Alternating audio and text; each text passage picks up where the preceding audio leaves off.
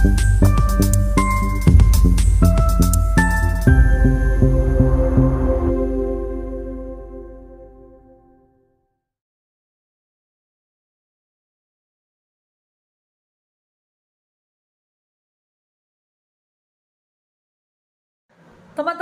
Shalom, puji Tuhan. Dalam kesempatan ini kita akan menyaksikan sebuah kesaksian dari seorang Bapak Duta Al-Basam.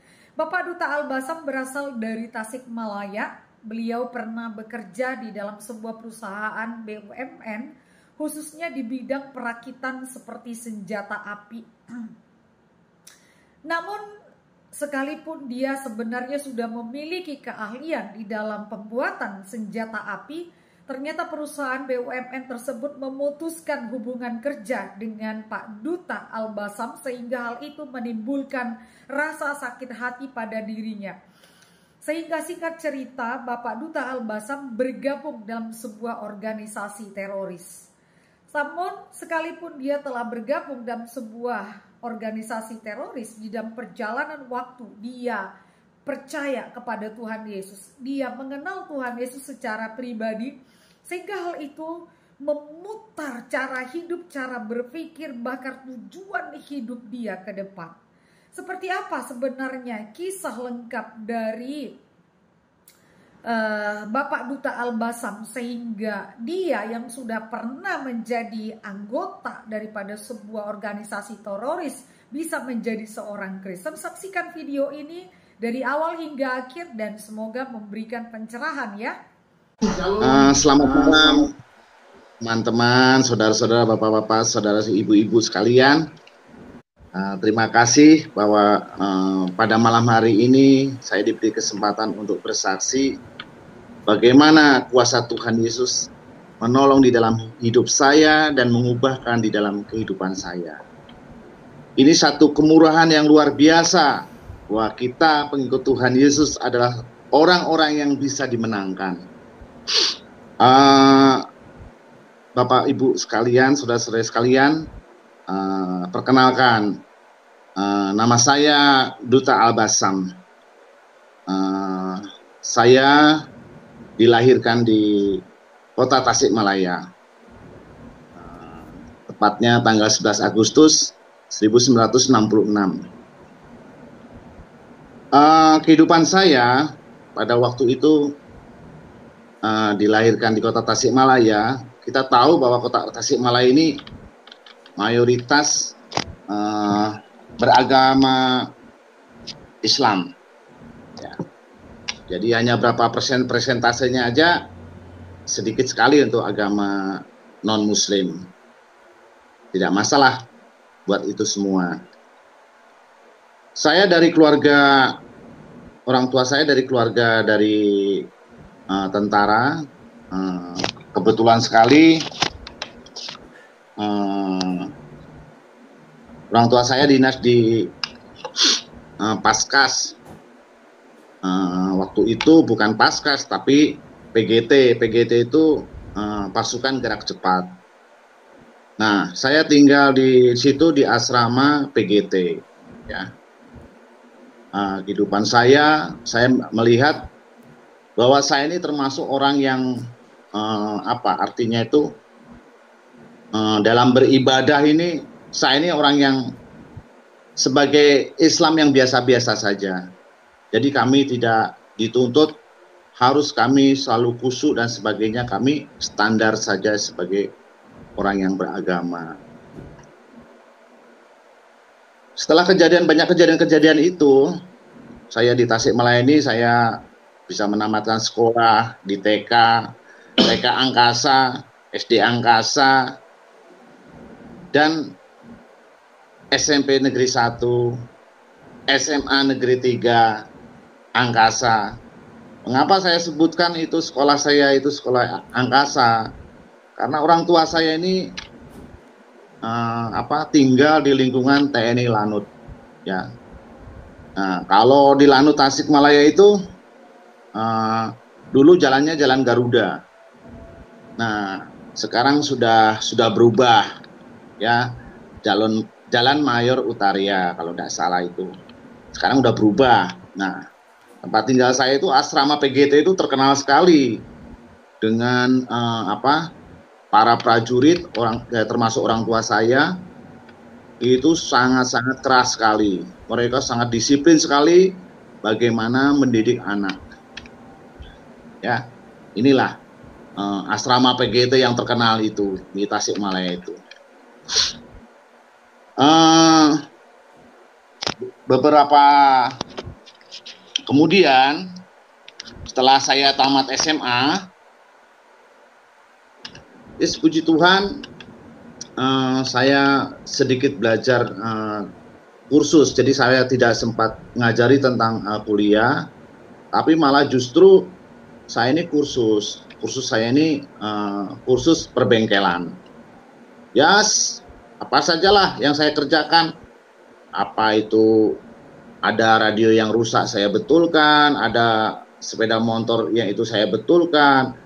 Nah, itu pun otodidak, nggak belajar, hanya melihat orang, ya, supaya saya ini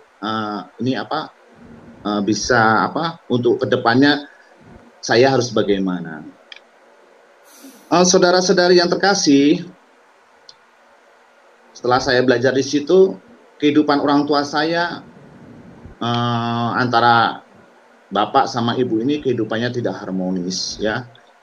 Saya mengalami berbagai macam kekerasan. Dalam arti kekerasan saya ini artinya itu ketika kami tidak pernah terlambat bangun pagi, tidak disiplin untuk gosok gigi dan sebagainya, nilai rapot jelek dan sebagainya. Itu akhirnya bisa membuat kemarahan orang tua saya. Ya. Ketika orang tua saya melakukan hal itu, marah itu bukan dengan mulut, tapi dengan tamparan, dengan kopel. Nah, itu terjadi sejak SMP sampai dengan SMA.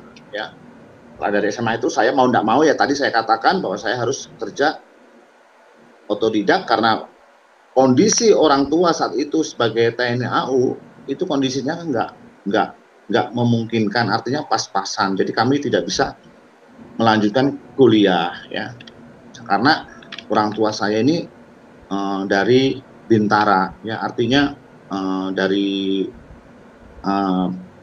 pangkat yang terendah gitu, ya. Puji nama Tuhan, karena keahlian saya ini, suatu hari saya melamar mencoba di PT Dahana Persero, ya.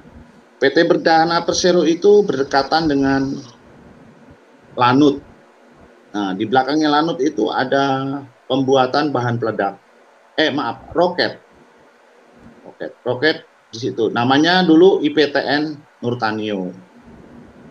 Yang Dahana itu produksinya untuk bahan peledak. Kalau yang di IPTN itu produksi roket. Saya melamar dengan tujuan saya harus mendapatkan pekerjaan. Ya, itu untuk masa depan kami. Terus saat itu juga saya melamar. Ternyata saya dapat peluang untuk kerja di PT Dahana Persero. Katakan PT Dahana Persero itu milik BUMN, ya. Jadi bidang dengan negara, ya, badan usaha milik negara.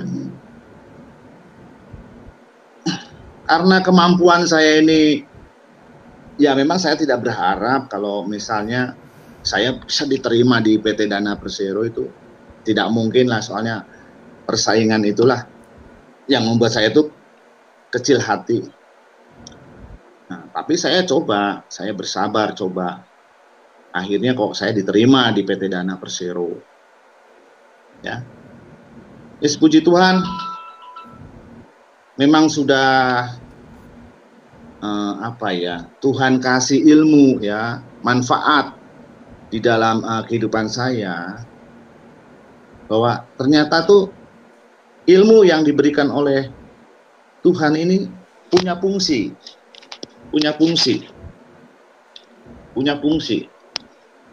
Nah, fungsinya inilah yang bisa bekerja, ya. Akhirnya saya bisa mengetahui bagaimana ternyata di PT Dahana Persero itu membuat bahan peledak. Ya, bahan peledaknya itu jenisnya itu buat untuk pengeboran minyak, untuk meledakkan satu gunung, artinya untuk bangunan dan untuk masalah pengairan. Nah, itu ya. Ini yang saya kerjakan setiap saat itu kami bekerja ya. Di sela-sela bekerja ini kami memang wajar ada namanya kejenuhan di dalam bekerja ya. Karena kami ini selalu membuat namanya bahan peledak. Bahan peledak, nah ternyata di dalam pembuatan itu saya mendapatkan satu prestasi bahwa saya bisa membuat yang namanya dinamit ya. Dinamit power cell seismik 3000 ya. Itu bukan atas inisiatif saya, tapi kerjasama dengan para ahli bidangnya itu ya. Karena saya tekun bekerja, kami ini tidak sekolah sampai kuliah, tapi kenapa kok saya bisa diberikan satu nilai kepintaran saya bisa membuat hal itu ya. Artinya seorang yang kuliah aja belum tentu bisa membuat itu namanya bahan peledak ya. Di nama Tuhan ya, saya ini sangat disenangi oleh para pegawai PT Dahana Persero pada waktu itu ya. Luar biasa ya Bapak Ibu sekalian, bahwa yang saya kerjakan ini memang penuh risiko. Ketika kami uji coba eksempel ke salah satu gunung dan di laut dan sebagainya, semuanya berhasil ya. Saat itu kami juga bekerja bukan ditawarkan lagi, artinya ada rekanan dari PT Dahana, saya disuruh meneliti tentang divisi sista senjata itu yang ada di PT Nurtanio ya. Nah, ternyata saya itu kan bersebelahan pabriknya itu. Nah, ternyata kami bisa mengetahui ya keadaan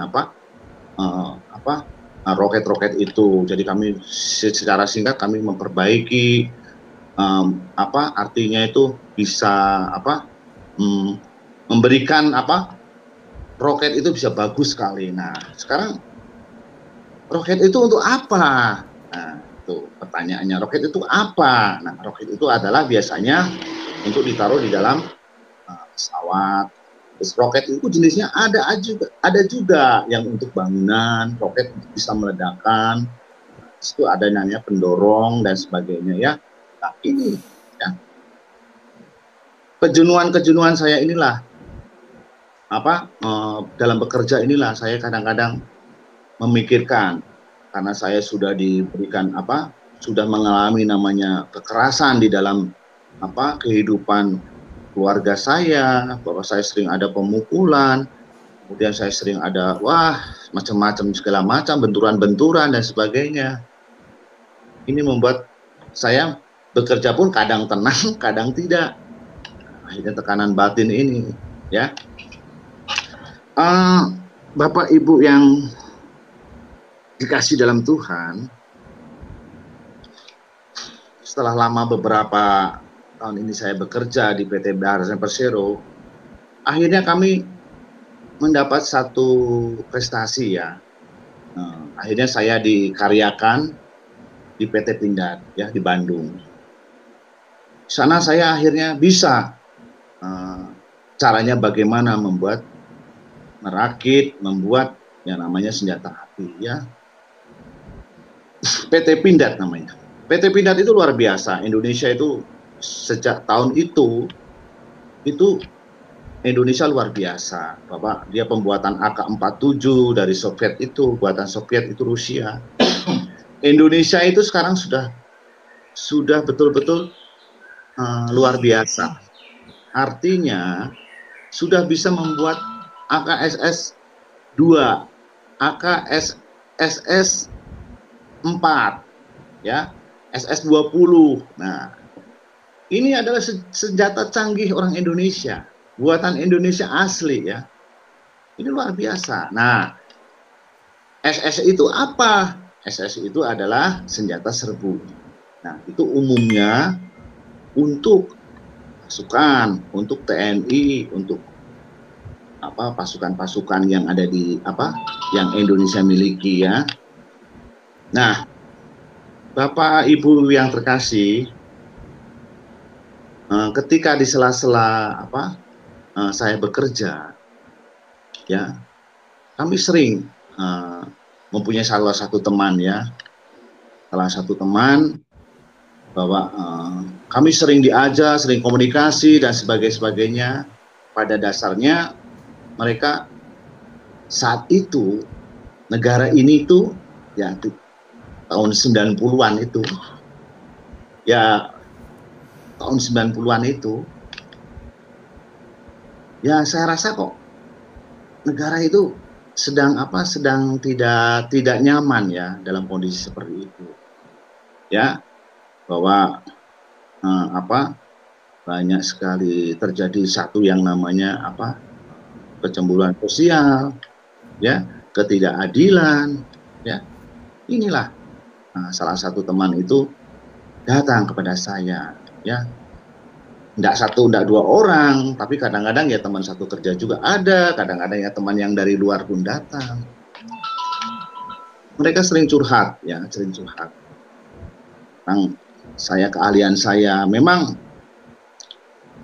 kalau kita pikirkan ya, bahan RDE bahan peledak itu dan TNT itu memang bahannya memang semuanya Royal Dimension Exclusive ya, artinya bahan itu biasa dibuat untuk peperangan, untuk pasukan ya biasanya ya. Nah, itu bahannya itu banyakannya RDX, Tremoterium ya jenisnya itu ya. Terus yang keduanya lagi Trehekenlus, nah TNT itu ya. Nah, sebenarnya bahan peledak itu, maaf ini saya tidak mengajarkan tentang cara pembuatannya. Bahan peledak itu memang seperti itu ya. RDX itu jenisnya kayak serbuk putih ya, namanya RDX itu. RDX. Nah, RDX itu bahan peledak itu biasanya ini sebagai pendorong roket ya, sebagai pendorong roket ya, pendorong itu, jadi untuk melesat ya. Yes, puji Tuhan saya ini kok bisa seperti itu karena ini ya karena memang ya Tuhan berikan seperti itu ya, meskipun saya ini nggak pernah kuliah ya. nggak pernah kuliah saya ini. Setelah beberapa lama ini saya berpikir bahwa ada kejenuhan di dalam saya bekerja. Saya sering melakukan namanya pertemuan-pertemuan dengan teman-teman. Dari pertemuan itu saya diajak oleh salah satu teman ya. Memang salah satu teman itu mengajak saya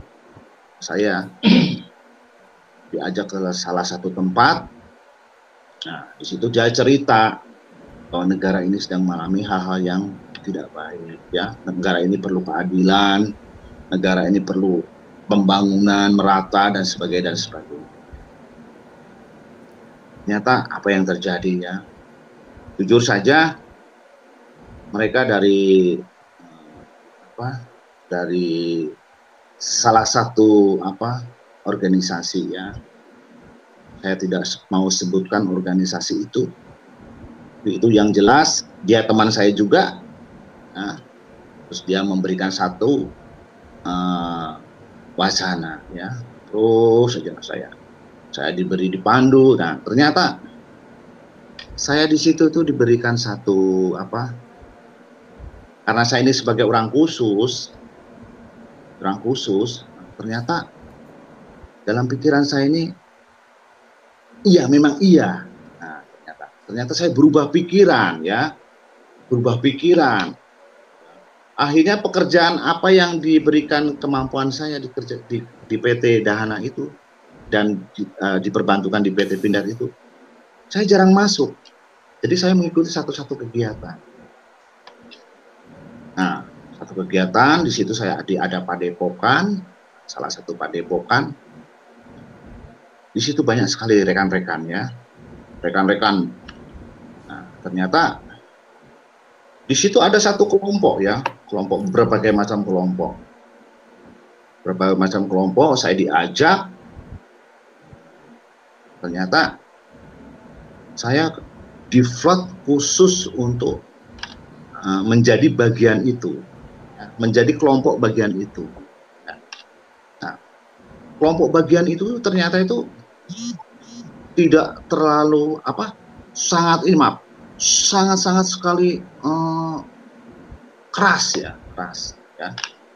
Jadi ada bagian yang ini, bagian A, bagian C, bagian D. Nah, saya sempat kaget ya. Ternyata karena saya ini punya keahlian menembak, saya punya keahlian membuat bom, keduanya lagi mengolah itu bahan-bahan dari TNT, RDX itu menjadi roket, pendorong roket ya. Situ ternyata saya dikhususkan di dalam hal itu ya, dikhususkan dengan hal itu ya. Nah, pada umumnya kelompok itu saya perhatikan ya, mereka ini umumnya memiliki satu masalah ya. Ada kekurangan fisik, ada yang sakit, ada yang stres, semua terkumpul di situ. Saya yakin, dan saya sebetulnya ada pemikiran yang jernih di dalam satu kelompok itu, ya. Apakah ini yang namanya sabotase? Apakah yang ini yang namanya ingin mengalihkan kekuasaan? Nah, disitulah kami digembleng ya. Ternyata saya pun kok tahu-tahu hati ini tergiur. Ya. Ternyata kami tidak diajarkan tentang nilai-nilai kemanusiaan, ya, tapi kami diajarkan tentang nilai-nilai bagaimana cara berperang dan bagaimana cara membunuh.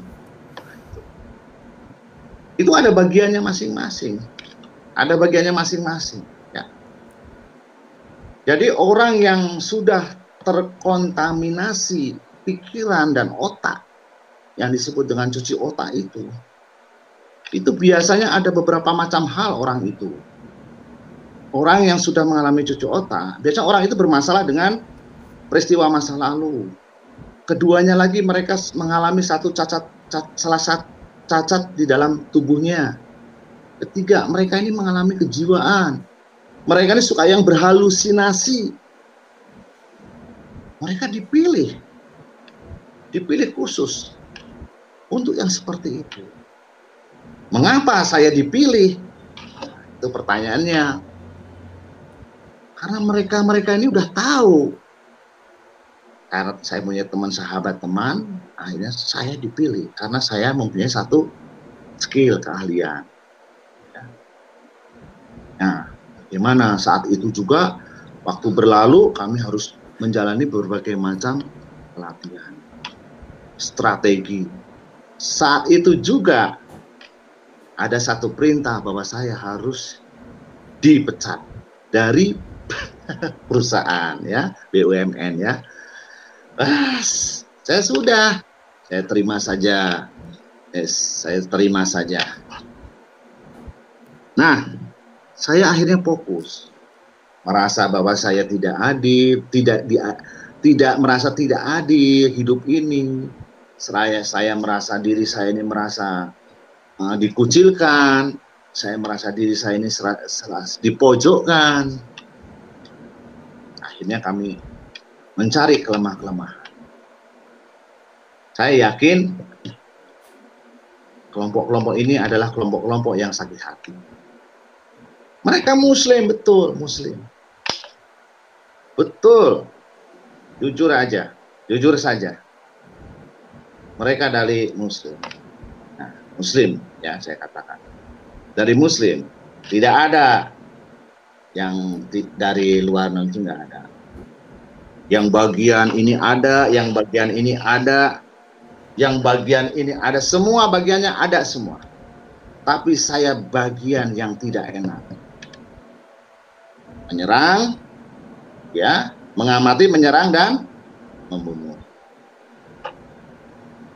Itu ada khusus, Pak. Khusus. Nah, setelah saya mengamati dalam keadaan, mereka ini apa tujuannya? Ya tadi ketidakadilan, dan mereka ingin berpolitik. Jadi satu ya, agama kalau sudah masuk di dalam dunia politik, itu bukan agama lagi. Itu bukan agama lagi, ya. Nah, jadi agama itu dikhususkan buat orang yang ingin berbuat baik. Harusnya. Tapi karena mereka ingin menghancurkan tatanan kehidupan bernegara, maka dibentuklah satu kelompok. Akhirnya kami membentuk satu kelompok dengan pelatihan-pelatihan yang sudah beberapa bulan kemudian, kami mencari kelemahan. Kira-kira lemahnya itu di mana?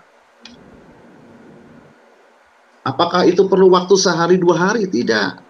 Itu perlu sekitar beberapa bulan untuk meneliti kelemahan pemerintahan. Ya, itulah. Jadi semua orang-orang kita ini sudah ada pelatihan khusus.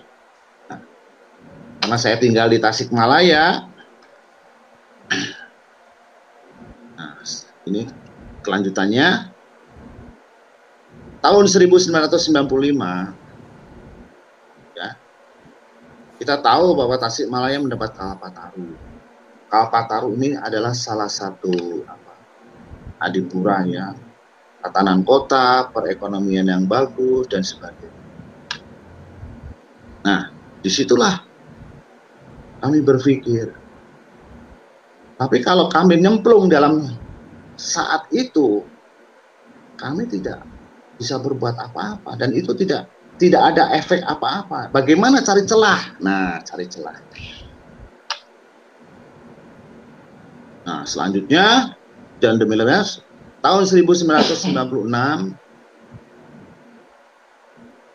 kami juga dari 93, saya juga sering ke Jawa, sering mundar-mandir, dan sebagainya. Ya. Saya juga menikah, ya, saya menikah,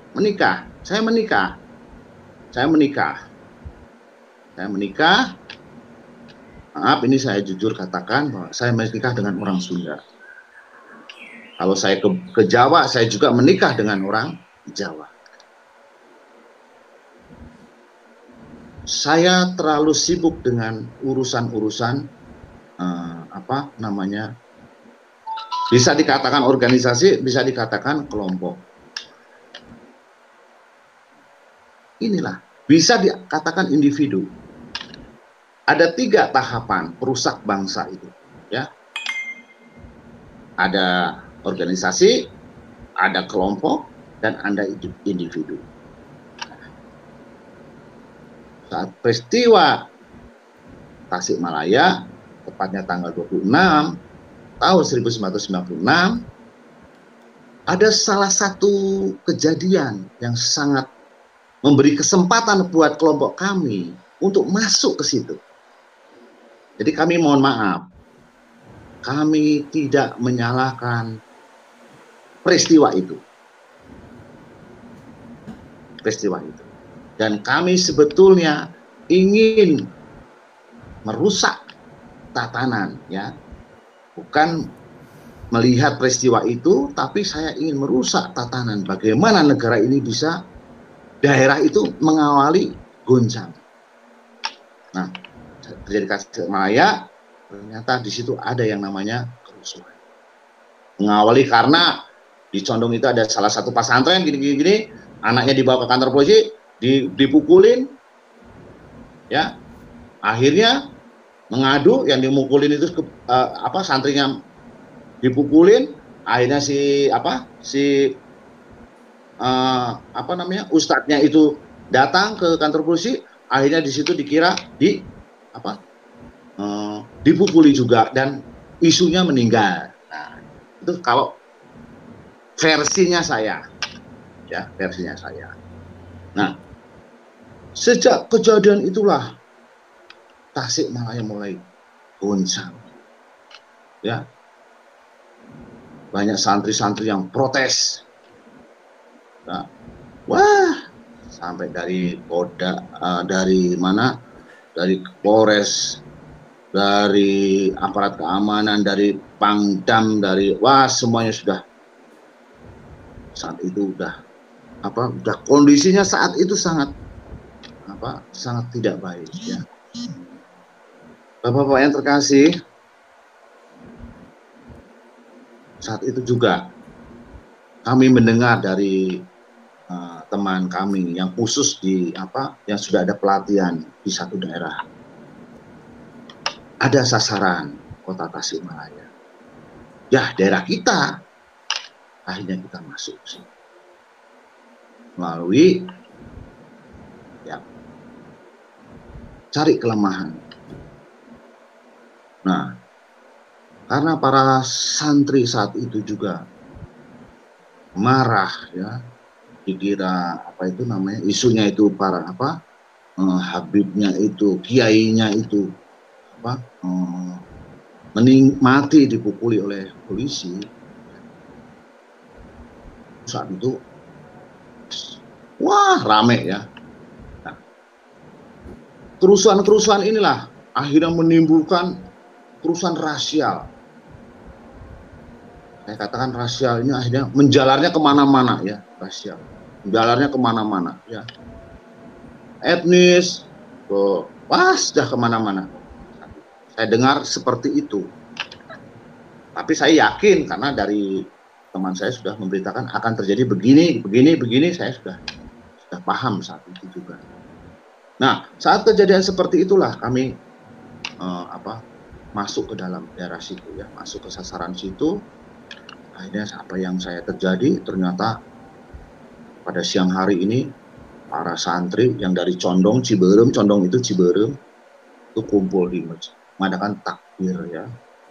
Artinya itu pertemuan. Mereka ini diberi yang namanya tangannya ini kasih janur, ya.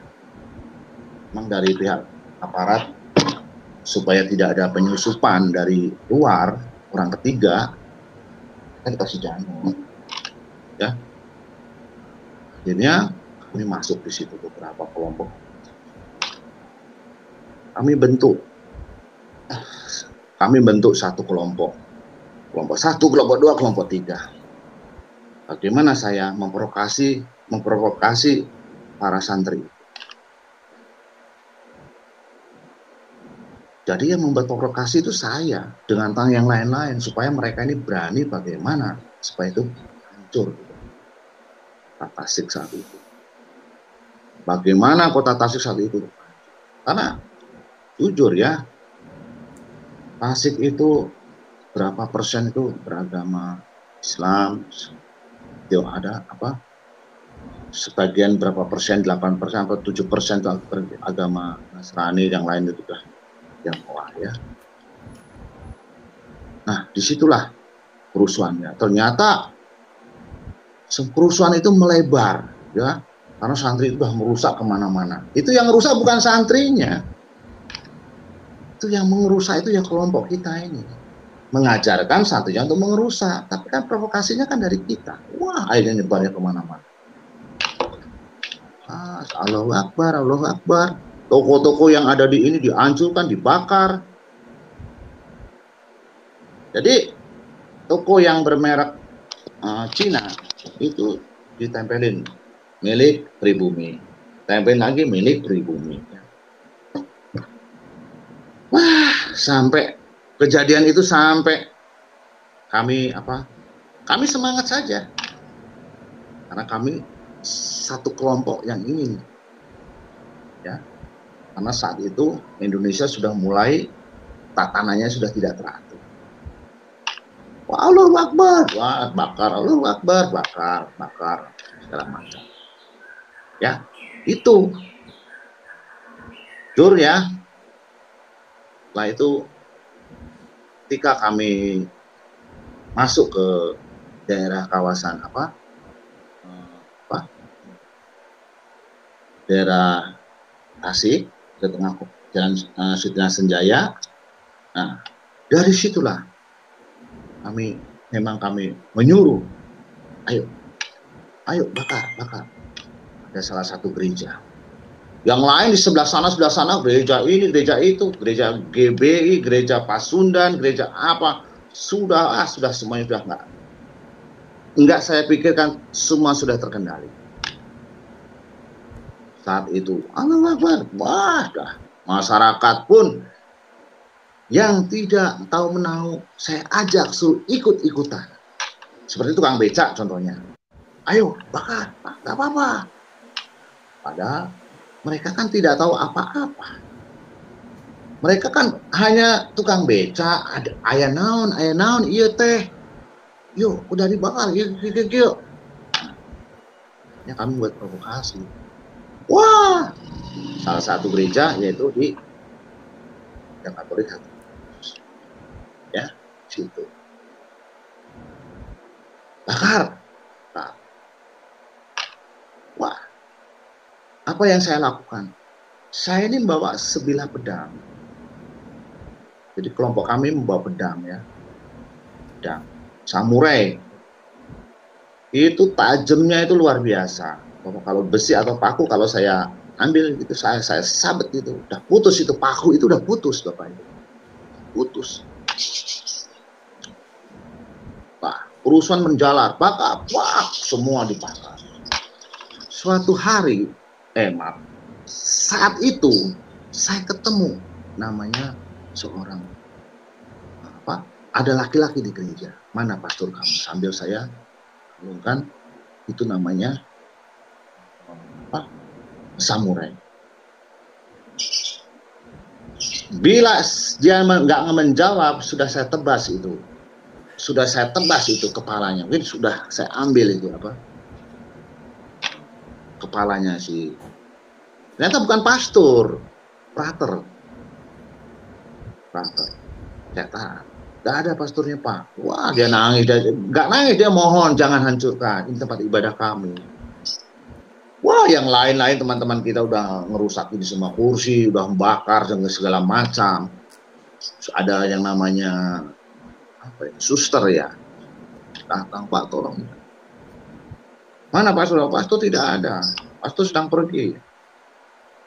Ini si kepala pater itu sudah saya inikan sama pedang. Kalau saya tebas itu sudah geletak, sudah putus, sudah selurat. Tapi bukan sampai situ, Pak.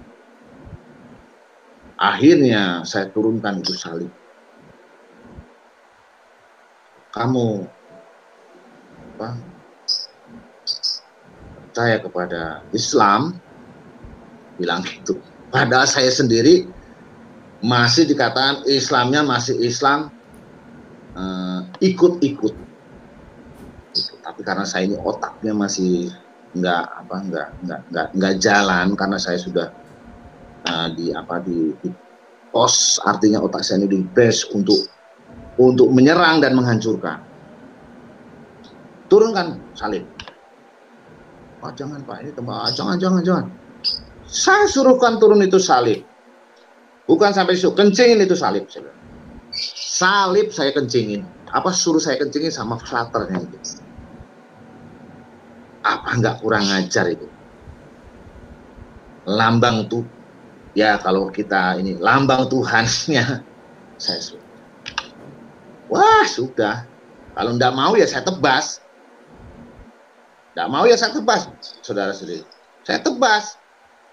Saya nggak berpikir, yang penting suasana harus kacau. Nah, udah gitu, ada yang namanya suturnya teriak-teriak, jangan. Teman-teman saya telanjangin, saya bilang gitu. Bukain semua, wah, udah nggak karuan. Akhirnya setelah kejadian itu, nggak karuan Pak. Langsung saya lari. Udah kelihatan situasi. Akhirnya menjadi rasial, kerusuhan rasial kali itu. Allahu Akbar, Allahu Akbar. Saya bilang gitu aja. Allahu Akbar, saya bilang. Itu hanya ucapan. Itu hanya ucapan. Allahu Akbar, Allah. Lalu sudah gitu. Melihat situasi toko pertokoan Cina-Cina itu udah Jenderal Mustafa dan sebagainya sudah rusak, udah banyak yang mobil terbakar, motor udah rusak. Akhirnya kami lari. Itu kejadiannya siang. Lari, akhirnya singkat cerita kami ditangkap. Perjalanan kami ditangkap.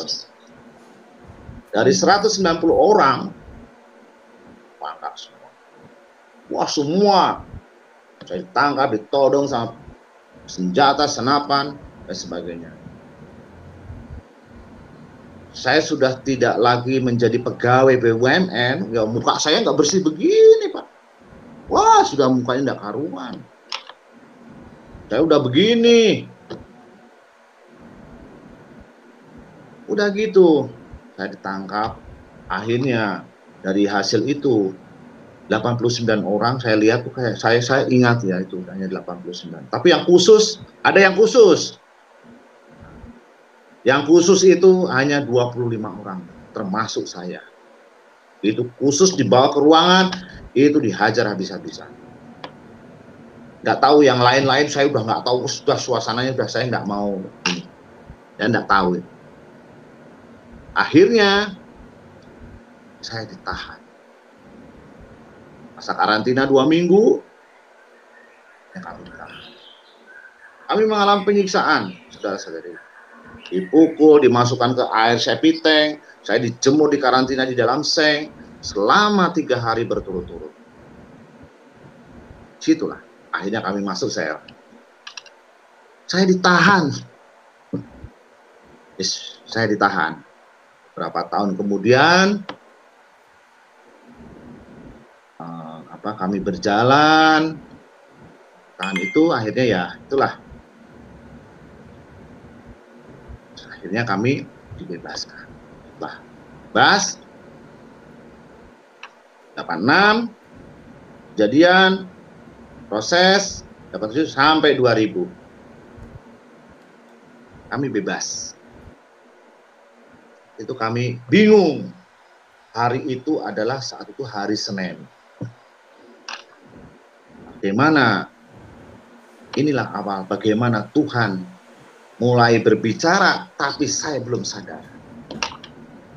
Ketika saya jalan, bawa tas, saya hujanan. Tujuan saya kemana? Karena saya ada berita bahwa orang tua saya sudah nggak ada, meninggal. Saya sudah nggak bisa berbuat apa-apa. Adik saya, kakak-kakak saya sudah tidak menganggap saya sebagai saudara. Karena radikalnya hidup saya. Radikalnya hidup saya. Bukan karena agama, tapi karena perbuatan. Ya, karena perbuatan, tapi dibentengi oleh agama, yang mengatasnamakan agama. Itulah. Saat itu kami bingung cari kemana, terus akhirnya kami datang ke salah satu. Artinya orang Sunda bilang ngiup ya, kok ngiup toh? Bilangnya apa ya? Ngiupan. Ngiupan artinya berteduh karena hujan. Itu sekitar jam 10. Berteduh. Ternyata ketika saya berteduh di situ, di bangunan yang baru dibangun, yang belum selesai, saya bingung. Ya Allah, bangunan apa?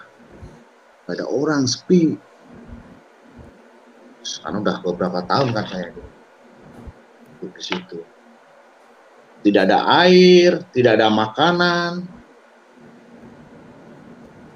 tidak ada apa-apa. Jangan gitu. Uang pun rasanya sudah tidak mungkin ada. Itu jelas. Lepas-lepas ya. Kalau orang lain kan enak, bisa dibesuk, bisa diapa, tapi ini tidak. Nah, saya ditetapkan bahwa saya ini tahanan politik waktu itu. Nah, setelah kejadian itu kami di bangunan itu kami tertidur. Ada satu yang mengingatkan saya waktu tidur. Ada yang namanya pujian. Ada yang namanya orang sedang kur. Kalau orang sekarang tuh pujian dan penyembahan kalau orang Kristen. Tapi saya karena belum mengerti, ada yang kur, ada yang menyanyi. Hari itu saya ingat pujian itu, kur itu, waktu itu saya kan bilang kur, bukan pujian, karena tidak ngerti saya waktu itu. Kalau sekarang kan pujian dan penyembahan. Itu saya bilangnya itu nyanyi, itu kur.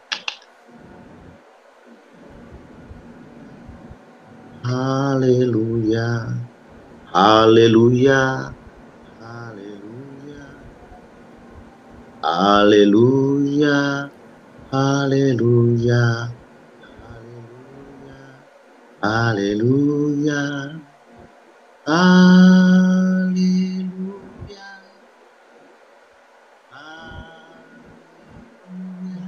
Wah, itu pujian itu, kor itu saya dengar waktu saya setelah tertidur sehari di situ. Tapi saya pikir aneh, tapi enak gitu loh. Terus yang kedua lagi, ada lagi pujian dia. Wah, suaranya seperti menggema, padahal itu bukan ruangan yang besar. Itu adalah satu. Nah, saya mendengar itu. Tapi di situ nggak ada orang yang memuji Tuhan, menyembah, dan sebagainya, nggak ada. Saya pikir, itu orang nyanyi. Nah, ternyata saya ada salah satu, ada orang, ternyata mereka ini, Pak, lagi apa? Ternyata mereka ini pendeta. Aduh, maaf Pak, ternyata ini gereja yang pernah kita bakar. Aduh, Tuhan. Saya di situ ya, saya merasakan di situ sesuatu hal yang aneh. Tapi saya enggak berubah saat ada pendeta itu, enggak berubah pikiran saya. Tapi saat itu saya dikatakan begini, pulang, bertobatlah. Akhirnya kami disuruh pulang, tapi saya satu poin ya, saya dikasih uang, pulang, bertobatlah, saya dikasih uang. Rasanya itu ya saya terima karena saya tidak punya uang. Langkah kemana harusnya saya saat itu? Akhirnya saya pulang ke Jawa. Saya menemui Amir, pemimpinnya. Waktu itu saya ke Jogja dulu, di Sleman, Jakarta, dadakan. Di situ saya ketemu, ditemukan dengan pemimpin Laskar Jihad, Jafar Umar Talib. Jafar Umar Talib ini akhirnya merangkul saya. Sekarang sudah meninggal, Jafar Umar Talib sudah meninggal. Sekarang sudah bubar. Jafar Umar Talib kalau bilang sama saya, bilangnya begini, hei pendosa, katanya. Karena saya apa? Karena saya ini ya kawin di Jawa Barat, ya kawin di Jawa, bukan di mana? Artinya itu bukan di daerah Jogja, bukan, tapi daerah Jawa Timur. Saya disebutnya dosa. Ya keras. Kalau saya ndak artinya bilangnya ayo sholat. Nah, ayo sholat. Ya kami nggak ada dia ya biasa saja. Jadi semua orang yang mempunyai paham radikal dan punya kemampuan khusus tidak selamanya memahami tentang ilmu agama. Saya tahu persis dengan masalah itu. Saya tahu persis dengan masalah itu. Ya,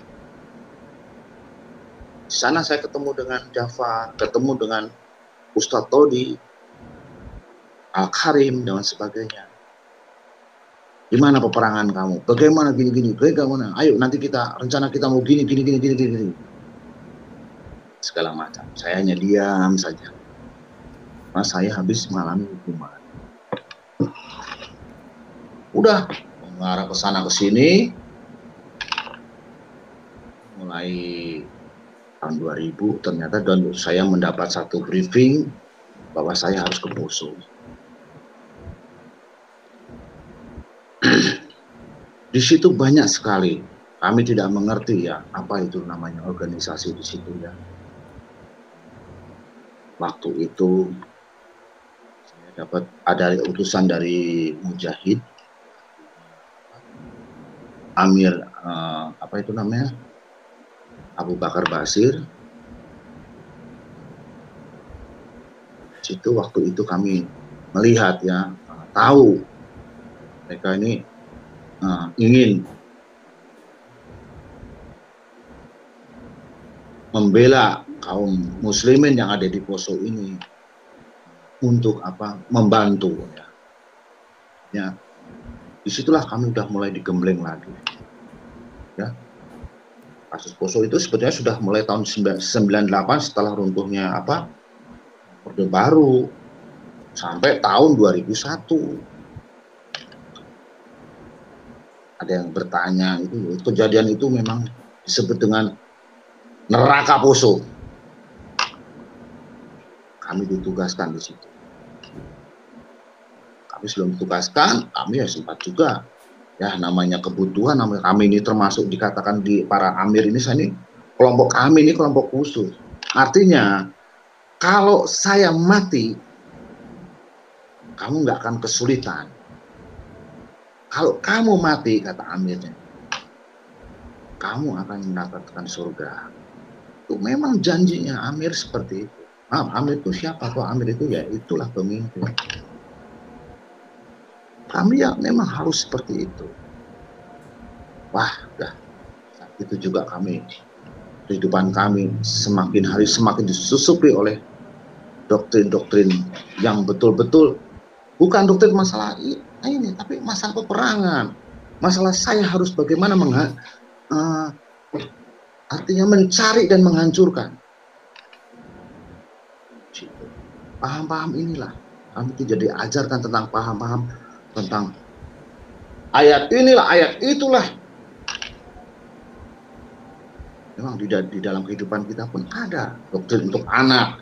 Ayo belajar matematika. Ini. Ayo belajar membuat apa? Membuat misalnya ini. Kan ada latihan ya latihan terus ya akhirnya mereka terlatih. Yang untuk ajaran yang lain ada. Banyak kami beringas saat itu. Beringas sekali saya. Ya, kita harus mengerti bahwa ternyata saya ini masuk ke jaringan teroris. Teroris di Indonesia ini ada macam-macam, ya, ada macam-macam. JI, Jamaah Islamiyah, ada Mujahidin, ada Laskar Jihad. Kita tahu bahwa itu. Saya katakan bahwa mereka ini orang-orang yang ingin membelah persatuan dan kesatuan bangsa. Setelah saya menerima keadaan seperti saya sadar. Ada pertanyaan misalnya, apakah ini semuanya orang-orang Islam? Ya, saya katakan bahwa mereka orang Islam. Tapi orang Islam yang sakit hati, saya bilang. Orang Islam yang mengubah dasar negara. Ini para amir-amir, para jihad, para khilafah semua pada kumpul untuk ke Poso. Mana saudara-saudara kita sedang berperang melawan orang-orang Kristen. Akhirnya kami berangkat ke Poso. Di Poso lah itulah kami betul-betul dibuat perang. Kejadian Poso.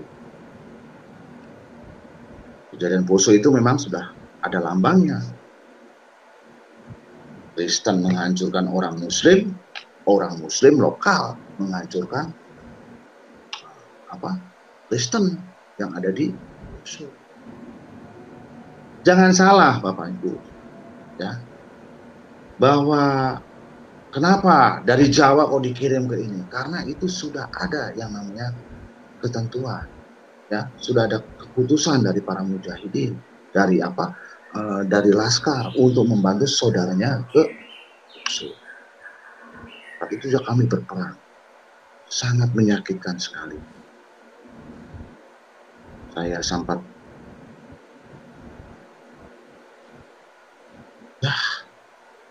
mengalami hal-hal yang namanya peperangan, asli mengalami peperangan di situ. Ya, di situ. Sampai namanya ini termasuk namanya peristiwa nasional. Peristiwa yang betul-betul menghentakkan dunia.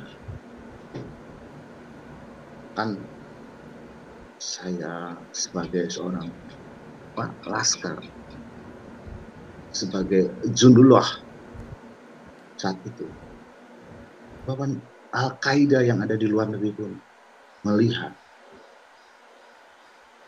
bahwa Poso sedang konflik. Banyak sekali, jangan salah. Orang yang datang ke Poso yang kiriman dari Jawa itu adalah orang-orang yang pernah bertempur di Afghanistan sama mereka di Afghanistan, di Irak. Mereka orang-orang yang sudah pernah sekolah di sana. Mereka sudah di akademi militer ke sana, dia sudah terlatih mereka.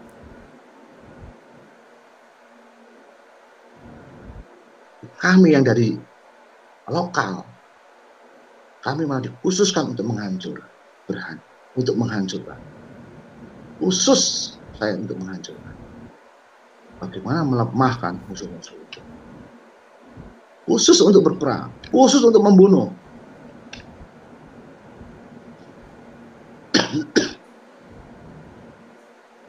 Saat itu juga kejadiannya sangat luar biasa. Saya minum dulu, maaf.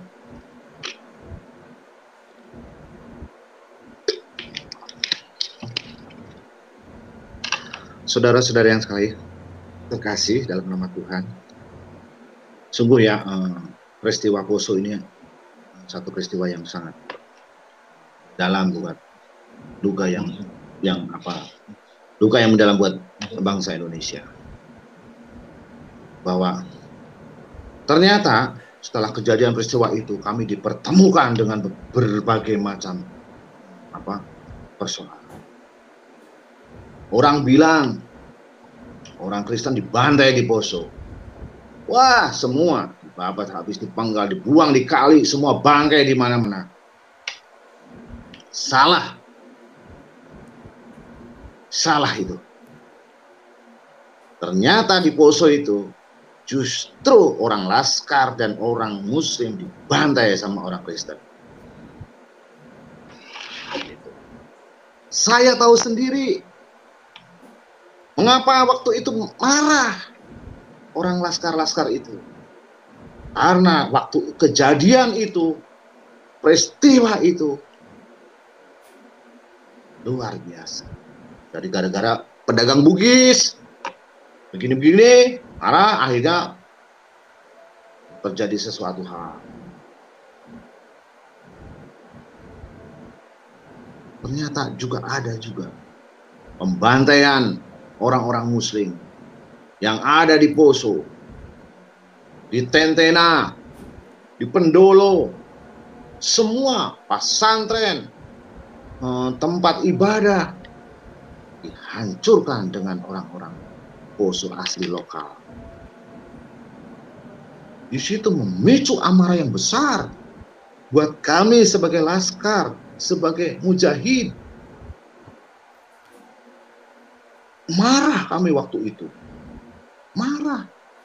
Jadi jangan salah. Orang yang melakukan kekerasan itu, radikal itu, mesti kita bertanya, pasti orang Islam. Tidak. Ternyata di sana juga ada yang namanya radikal Kristen, Laskar Kristus, pasukan merah, masukan kelelawar hitam. Itulah dari Tentena, Bapak, saudara sekalian. Mereka ribuan orang untuk menghancurkan pendatang dari Laskar Mujahid untuk membela orang-orang Muslim di Poso. Semakin hari itu semakin situasi Poso dari mulai tahun 1000, kalau saya melihat itu lama sekali. Meskipun itu sudah ada perjanjian Malino yang diprakasai oleh Yusuf Kala, Pak. Kami tahu persis. Nah, kita tahu ya, di dalam satu kerusuhan itu memang saya orang yang dikasih wewenang untuk artinya kesana ke sini untuk dan tak karuan. Ada. Siapa pemimpin-pemimpin itu? Ada. Yang mengarahkan, ya suruh ini, suruh ini. Itu ada Tibo CS, ada Aris Malinus. Siapa pemimpin pasukan kelelawar itu? Laskar Kristus, radikal Kristus ada. Jadi jangan salah. Jadi kalau kita melihat radikal semuanya ada di Jawa, di segala macam, di luar Jawa malah lebih ganas Laskar Kristus. Tuh. Itu menurut saya itu bukan sesuatu yang bukan apa. Tapi kami ya memang saat itu belum sadar. Kami hanya tetap membela agama saya waktu itu, Islam. Membela saudara seiman kami. Jangan teraniaya. Bayangkan, orang sedang sembahyang, orang santri Jumatan dibantai semua, dipanggal kepalanya. Kita pun demikian. Sana juga ketakutan dengan kedatangan kita. Itu kejadian di pasar Tentena itulah. Pedang yang saya bawa sudah menghabiskan berapa orang. Tebas. Ya Allah Akbar, tebas. Buang kali, buang sini karung. Di sana itu ya tidak ada pembunuhan, tapi pemerkosaan. Wah, saat Poso ngeri sekali. Dari Laskar Kristus memperkosa dari warga lokal di Muslim di mana? Di Poso. Juga sebaliknya. Mereka yang Allahu Akbar juga ya memperkosa, mereka yang haleluya juga ya memperkosa. Tapi saya punya kehebatan. Bedanya Laskar Jihad, Mujahidin, Jamaah Islamiyah, mereka ingin mengubah dasar negara. Tapi Laskar Kristus tidak mau merubah dasar negara. Mereka tetap setia kepada Pancasila. Juga ada pasukan lagi. Kalau nggak salah Manguni itu. Manguni. Nah, terus bagaimana keadaan Laskar Jihad waktu itu? Kami membuat Pos Keamanan Nasional Indonesia. PKNI.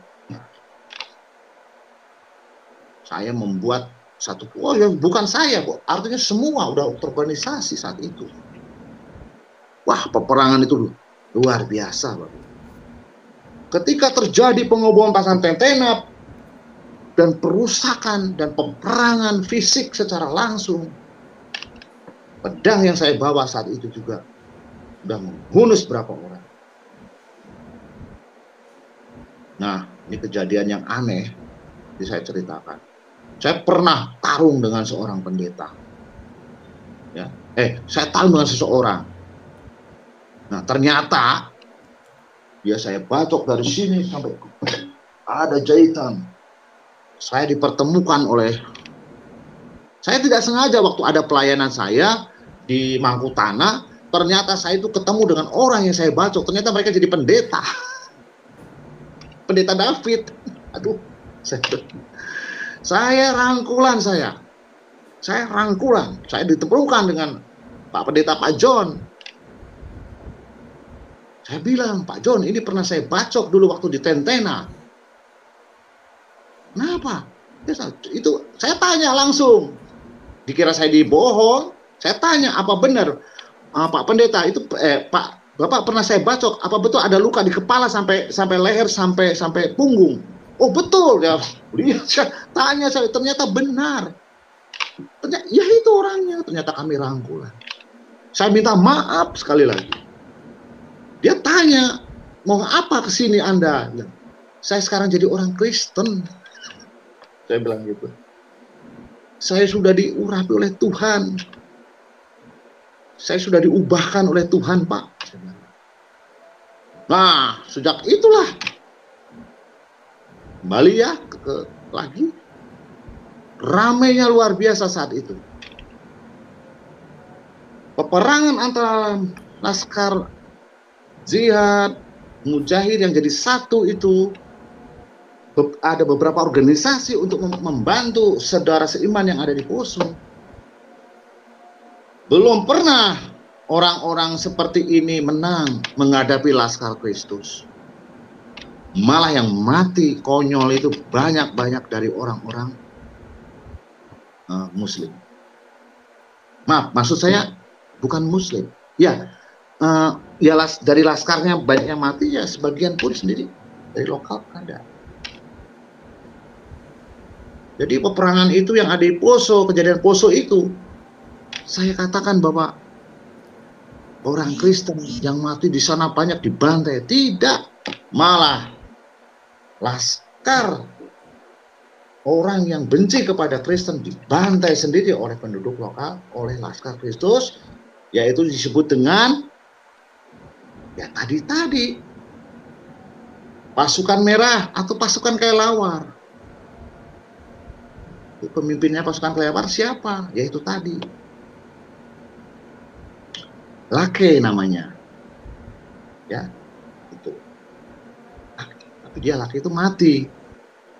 Lake ini adalah seorang insinyur di kantor salah satu pertanian, ya. Mereka ini karena mereka ingin membela solidaritas. Nah, itulah seperti itu. Tapi di dalam keadaan seperti itu mereka orang sana lebih bersatunya kuat, ya. Dia tidak berani mengubah dasar negara dan sebagainya, tidak berani.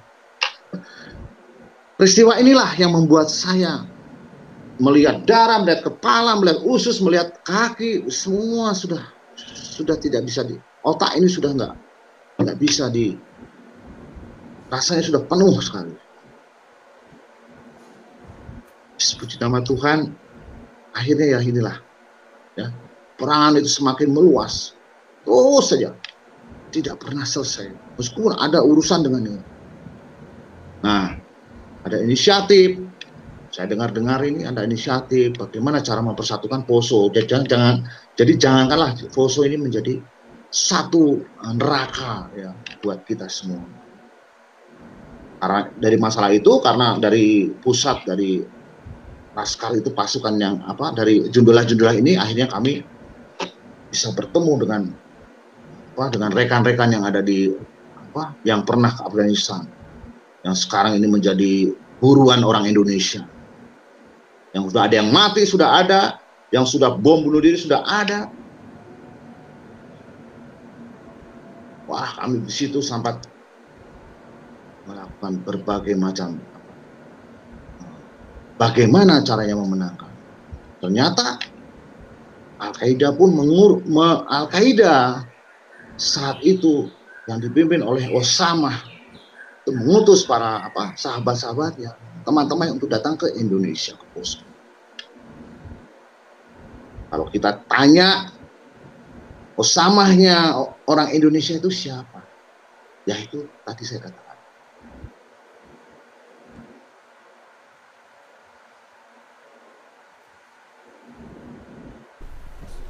Halo Pak Duta. Ya, bukan samanya orang Indonesia adalah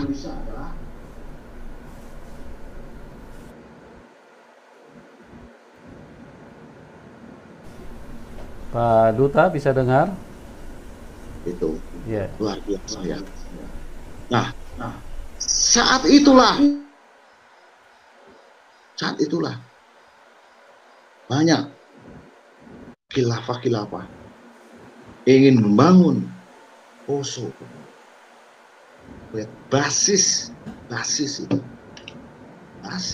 Poso itu ingin menggerakkan basis itu. Al-Qaeda ini kan sekarang sudah pecah. Apalagi Al-Qaeda ini sekarang sudah pecah. Al-Baghdadi ini sudah mati, konyol. Sudah mati dia. Sudah mati. Jadi jangan heran, ya. Jangan heran kalau saat itu juga Poso ingin dijadikan ISIS, markas besar ISIS. Nah, kejadian berlangsung,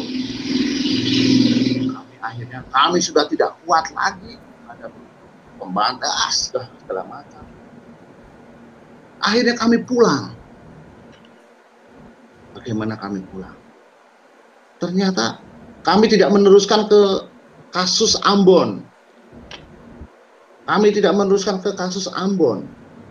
Jadi kami hanya bisa berhenti sampai di kasus Poso. Kami pulang. Disitulah. Pulang kemana, saudara-saudara?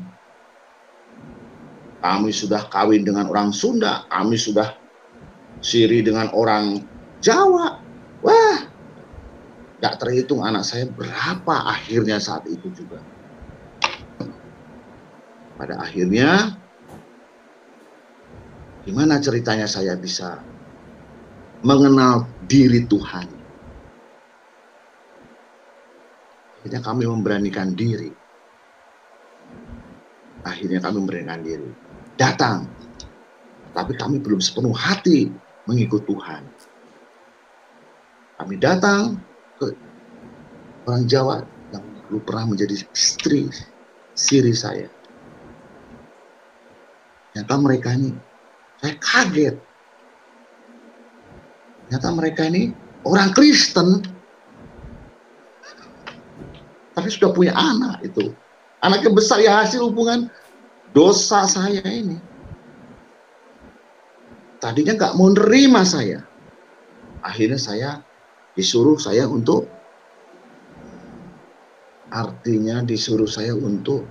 menghindar dulu dalam waktu yang beberapa saat untuk berpikir. Akhirnya saya pulang ke Ngeruki. Saya di Ngeruki, situ saya berdiam diri. Saya hanya belajar, ya itu aja sudah. Di situ belajar bagaimana cara hidup yang baik, itu aja. Setelah itu saya dapat panggilan lagi bahwa saya disuruh datang ke Kota Ngawi. Saya melihat bahwa ingin melihat, ternyata itu di situ saya hanya datang saja. Saya tidak melakukan sesuatu apapun. Saya hanya ibaratnya saya ingin bertanggung jawab, ingin membesarkan anak kembali dan sebagainya. Ternyata anak sudah dewasa dan sebagainya sudah besar. Ya, akhirnya ya singkat cerita, karena ini otak ini belum bersih 100%, bagaimana saya dipertemukan dengan teman-teman lama saya. Akhirnya saya Ngeruki lagi, akhirnya saya pura-pura kembali lagi ke Jawa lagi, pura-pura menjadi orang Kristen. Coba bayangin, pura-pura menjadi orang Kristen. Setelah saya pura-pura jadi orang Kristen, ya saya pura-pura jadi orang Kristen, tapi jujur aja saya belum dibaptis saat itu. Nah, saya berkenal, ya kembali lagi berkumpul, artinya belum nikah, tapi sudah punya anak. Aduh, pusing deh, pokoknya gitu. Tapi kalau yang di Jawa Barat, yang di Sunda sana, saya enggak tahu itu nasibnya. Nah, setelah itu, suatu hari ada satu kegiatan, yaitu di organisasi di Partai PDS. Ini kesempatan saya untuk saya melihat bagaimana singkat cerita saya ini, saya ini bisa melihat bagaimana orang Kristen, kegiatan orang Kristen yang bagaimana gitu loh Mas saya. Saat itu ada pertemuan di Partai Damai Sejahtera, kongres yang kedua. Pertama Jakarta, kedua Solo. Waktu itu ketua umumnya Pak Ruyandi Hutasoid. Saya sudah kontak dengan teman-teman saat itu juga. Bayangin, nyamar menjadi orang Kristen, ya. Saat itu juga kami masih hidup itu masih belum pasti. Akhirnya saya mengikuti kegiatan itu. Akhirnya kami juga kenal dengan orang-orang sekitar di Partai Damai Sejahtera. Ya, saya pura-pura. Iya, ada namanya Pak Narto, Pak Ginting, wah segala macam semua. Termasuk juga kalau ini pendeta Pak John juga tahu semua. Nah, di situ sudah kumpul. Tapi saya sudah ngode. Di situ sebetulnya saya sudah dikelilingi oleh rencana busuk saya saat itu, akan ada akan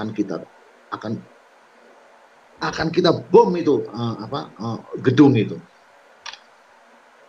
Di situ kami udah punya rencana jahat, di situ saya jujur di situ ada Daud Raja Wali, di situ ada pendeta Daud Raja Wali, saya tahu itu, yang sekarang dulu pernah saya cari mau saya bunuh itu si Daud Raja Wali.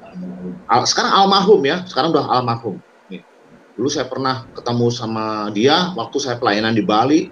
Itu dia orang yang saya cari dulu. Waktu di Bandung itu mau saya penggal kepalanya.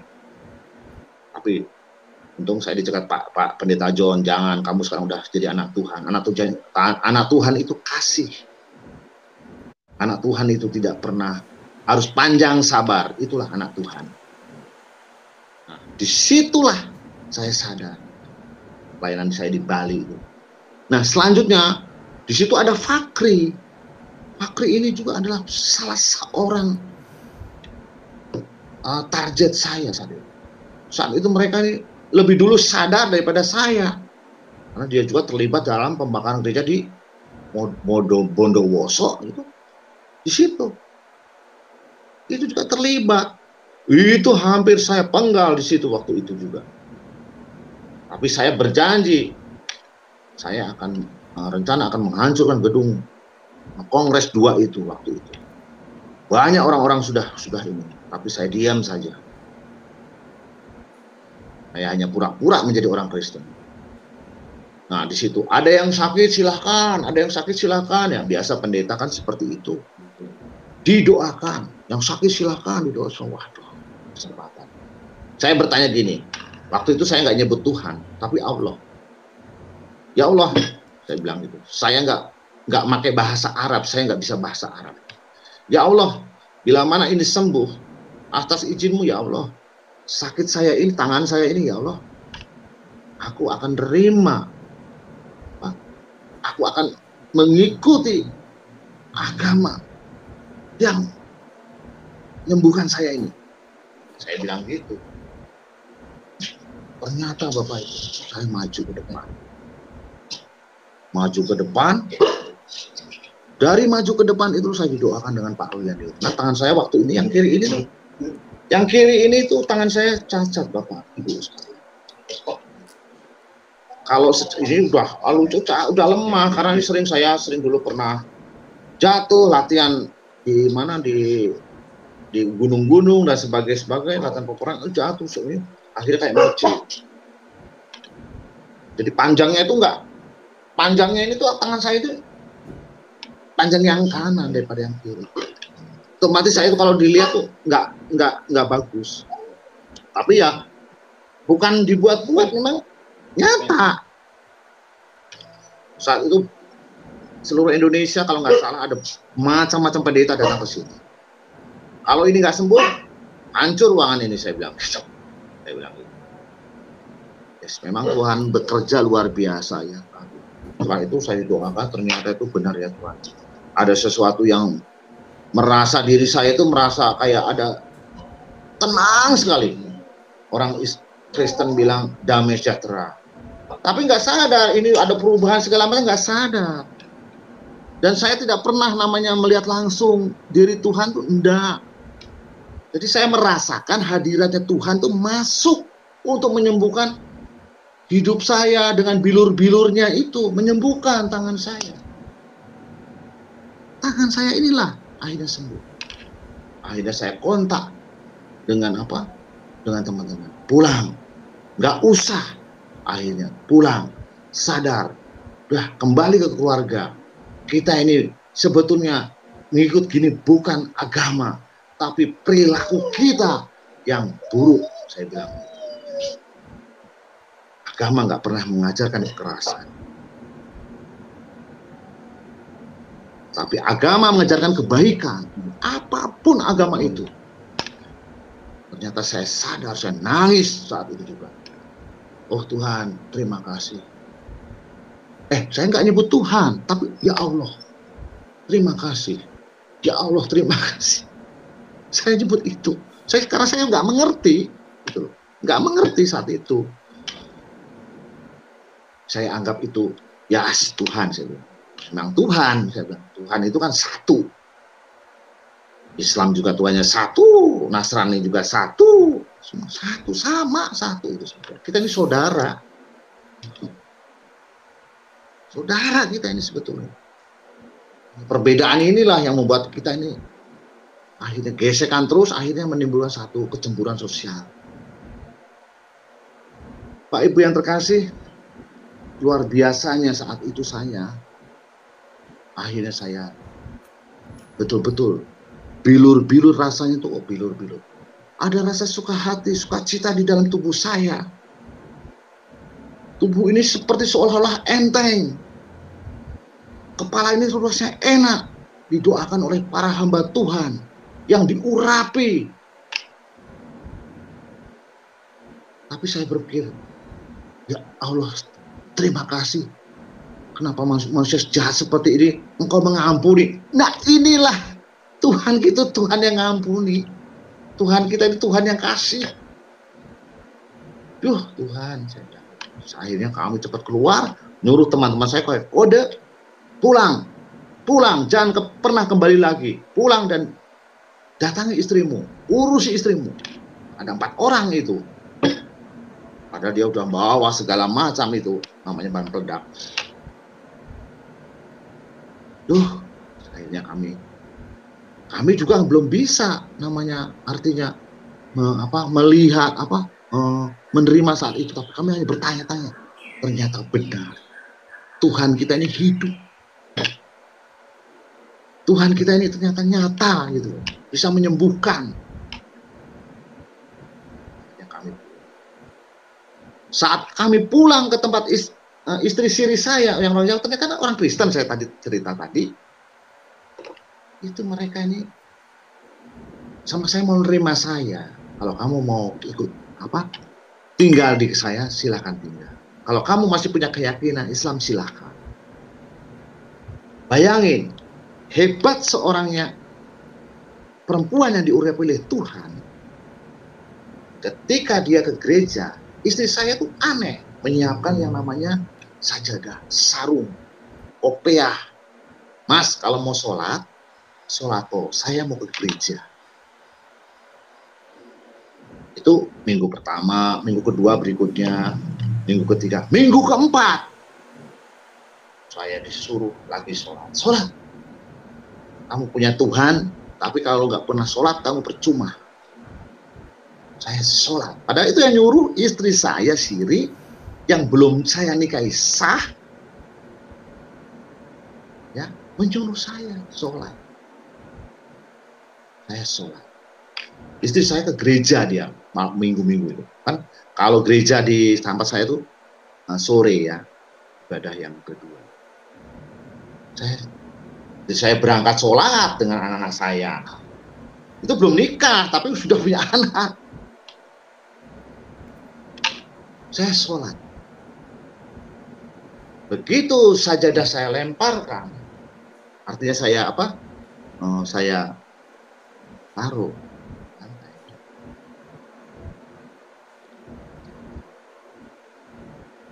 Saya niat sholat, Allahu Akbar. Aneh. Ini sayang kalau ada videonya mungkin rame lagi ini. Sajadah yang saya letakkan di lantai. Sajadah itu menutup sendiri. Saya kembalikan lagi. Ada angin, saya pikir gitu. Itu di dalam kamar. Sekali lagi, Allah. Lagi terbalik lagi. Rasanya saya baru percaya, merinding sekali. Saya rasanya takut itu di situ. Akhirnya apa?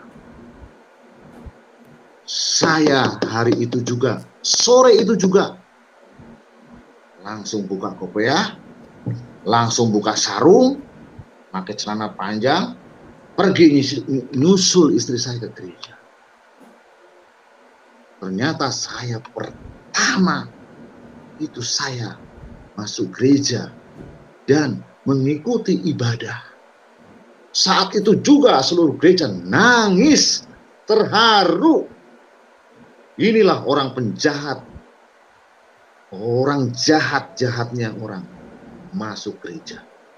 Istri saya ngerangkul bagaimana bobroknya saya, hidupnya saya sudah bejat.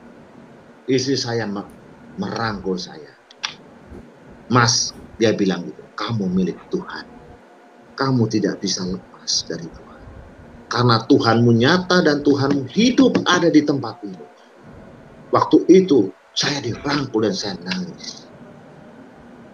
Itu namanya gereja Bukit Sion, Jalan DI Panjaitan. Bisa dicari. Waduh, saya sempat ini, apa merasakan sesuatu yang luar biasa. Seluruh gereja melihat saya begitu datang, ada yang kaget, ada yang lari, ada yang meloncat. Wah, dikira ini saya ini, loh. Karena kedatangan saya di kampung situ, karena saya, ya karena sudah tahu, dikira saya ini memang masih brutal. Tak karuan. Saya dikucilkan, saya dilapor, sudah macam-macam. Akhirnya kami kembali lagi, saya ke gereja, saya dirangkul di gereja. Di situ kami ibadah. Saya mendengar, melihat puji-pujian, ternyata puji-pujian itu. Lebih lagi pujian itu mengingatkan saya waktu kejadian saya tidak sadar di Tasikmalaya. Haleluya, haleluya, haleluya, haleluya, haleluya. Rasanya pujian itu mengingat, nangis sejadi-jadinya saya. Saya katakan, baru bilang saya, Tuhan Yesus, ampuni kami orang berdosa. Tapi istri saya dengan setianya, kamu percaya Tuhan ngampuni karena Tuhan sudah menebus dosamu di kayu salib. Hebat seorang istri, pendamping seorang istri. Inilah. Setelah itu kami akhirnya, setelah singkat cerita, akhirnya kami, bagaimana saya memantapkan keimanan saya supaya saya menjadi Kristen yang tidak mandul, menjadi Kristen yang bertumbuh dewasa, supaya menjadi Kristen yang berakar dan menghasilkan buah. Banyak sekali. Begitu saya dibaptis, jelas Tuhan katakan kamu diselamatkan.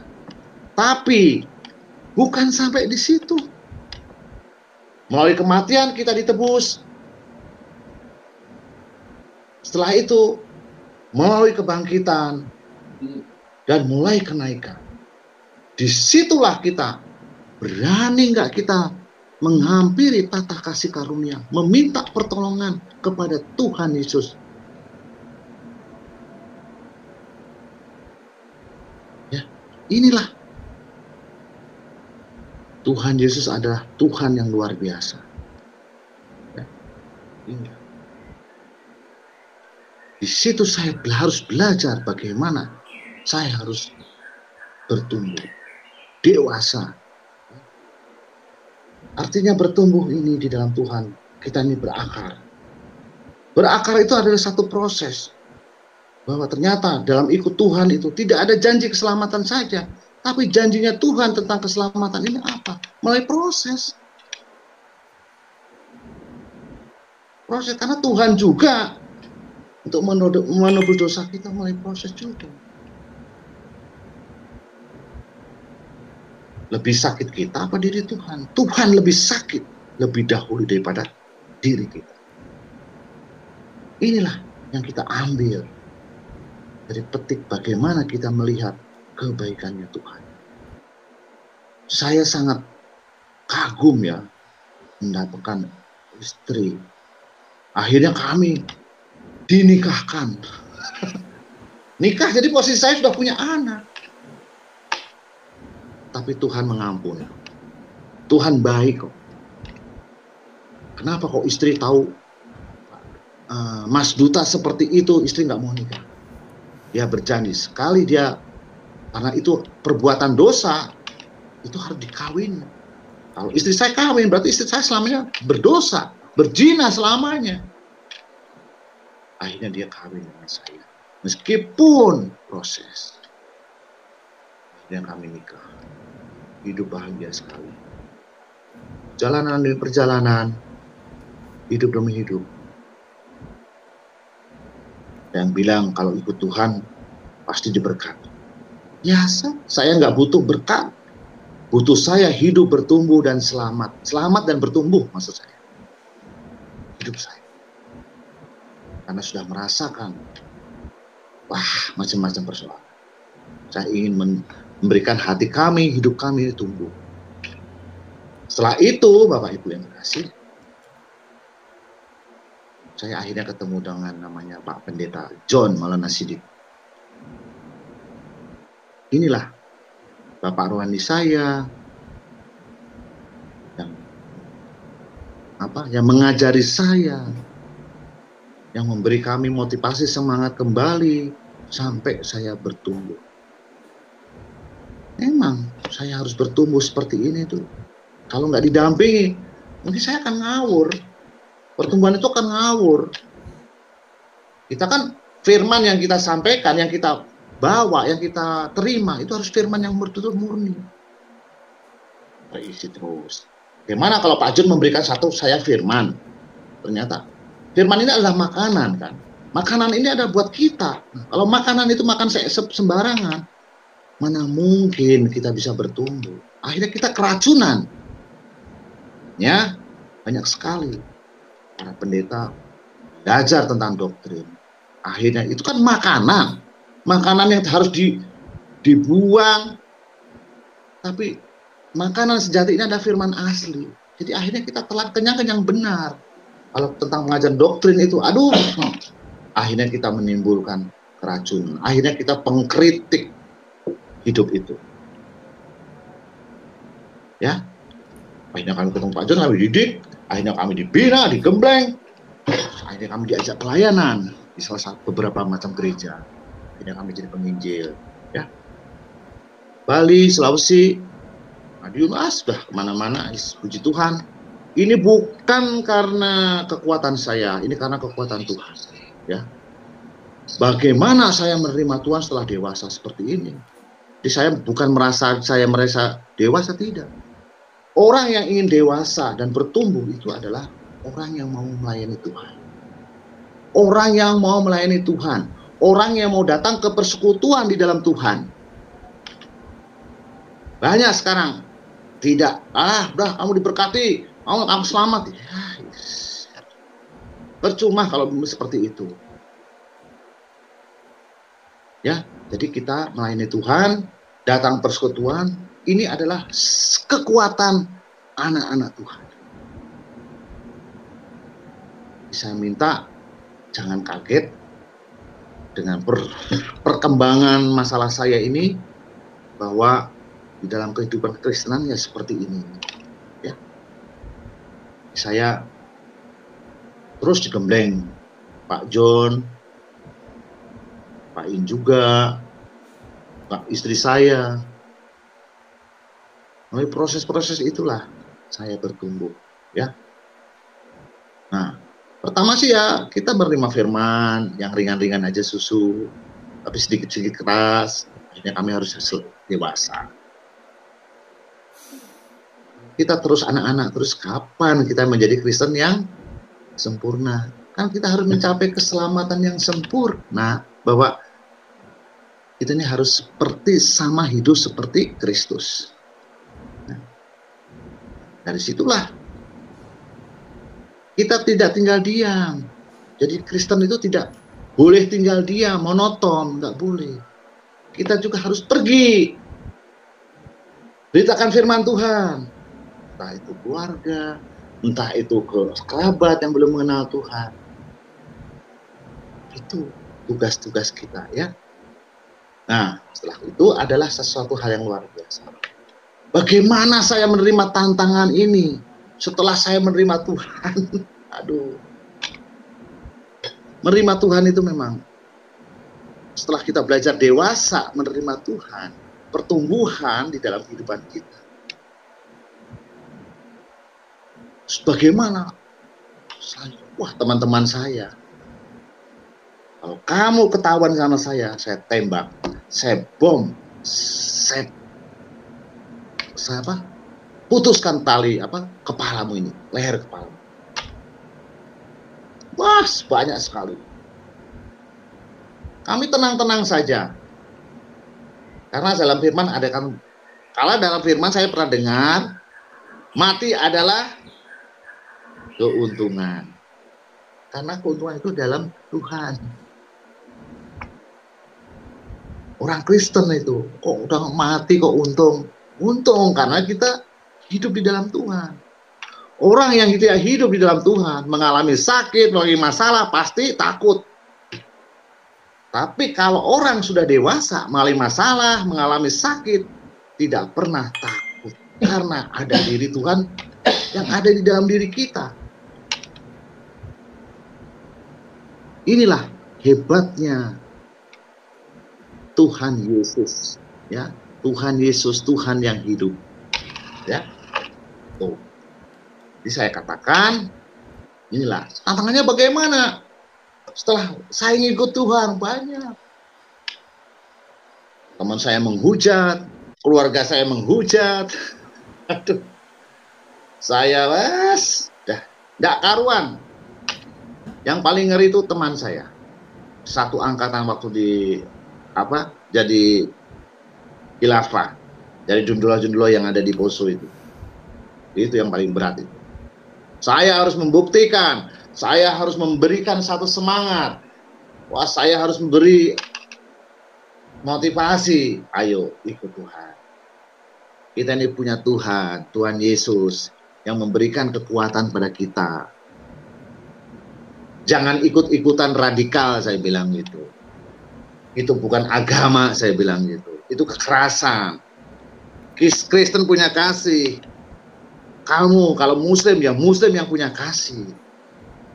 Itu. Kalau radikal, yang jadi masalah dipertanyakan. Mari kita sama-sama. Kalau kamu memang Muslimlah yang penuh kasih, yang damai. Kalau saya Kristen, saya juga Kristen yang penuh kasih dan damai. Sama-sama. Indonesia tuh enak loh. Bhinneka Tunggal Ika. Nyaman sekali. Kita ini berdampingan, ya. Inilah kekuatan kita, ya.